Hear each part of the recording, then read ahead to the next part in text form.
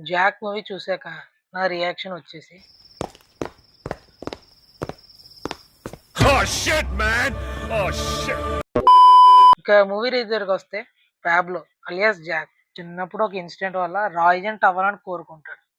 తను పెద్దయ్యాక ఒక పెద్ద టెర్రరిస్ట్ అటాక్‌లో ఇన్వాల్వ్ అవ్వడం జరుగుతుంది. రా ఏజెన్సీకి, టెర్రరిస్ట్‌కి తను ఎలా లింక్ అయ్యాడనేది మీరు మూవీలో చూడొచ్చు. సబ్స్క్రైబ్ చేయొచ్చు కదా! నీ వీడియో ఫుల్‌గా చూడడమే గ్రేట్. మరి అందులో సబ్స్క్రైబ్ కూడా చేయరా నీకు? అలా ఎళ్ళవయ్యా. పర్ఫార్మెన్స్ దగ్గరకొస్తే సిద్ధు బానే యాక్ట్ చేశారు. కొన్ని చోట్ల ఆయన ప్రెజెన్స్ కూడా బావుంది. సెకండ్ వచ్చేసి వైష్ణవి చైతన్య. అసలు ఆవిడకి తెలంగాణ స్లాంగ్ ఎందుకు పెట్టారో అర్థం కావట్లేదు. తెలంగాణ స్లాంగ్ రాకపోతే ఎందుకు ట్రై చేయడం అనవసరంగా. థర్డ్ వచ్చేసి ప్రకాష్ రాజ్, సుబ్బరాజ్ అండ్ నరేష్ గారు వాళ్ళ పాత్రలో బాగా పోషించారు.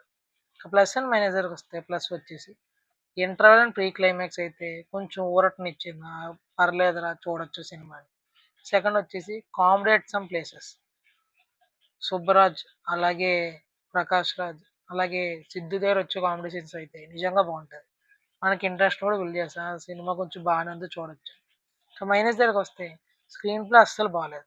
అసలు ఒక స్పై థ్రిల్లర్ అంటే స్క్రీన్ ప్లే ఎలా ఉండాలి? చాలా గ్రిప్పింగ్గా ఒక సస్పెన్స్ బిల్డ్ చేయాలి. నెక్స్ట్ ఏమవుతుందని ఒక ఇంట్రెస్ట్ బిల్డ్ చేయాలి. ఈ మూవీ అదేం చేయదు. లోపలేం లేదు డొల్లా. సెకండ్ వచ్చేసి ప్రిడిక్టబిలిటీ. నెక్స్ట్ ఏమవుద్దో ముందే చెప్పగలను. ఫస్ట్ హాఫ్ చూస్తే సెకండ్ హాఫ్ ఏమవుద్దో అని చెప్పగలడు. అంతెందుకు సినిమా లాస్ట్ 30 మినిట్స్ ఏమవుద్దో ముందే చెప్పగలరు ఎవరైనా. అలా అంత ప్రిడిక్టబిలిటీ ఒక స్పై థ్రిల్లర్‌లో అసలు ఉండకూడదు. ఇంకా థర్డ్ వచ్చేసి బీజీఎం. అసలు ఒక స్పై థ్రిల్లర్‌లో బీజీఎం ఇంపార్టెంట్. అసలు బీజీఎమే ఉండదు సరిగ్గా ఈ మూవీకి.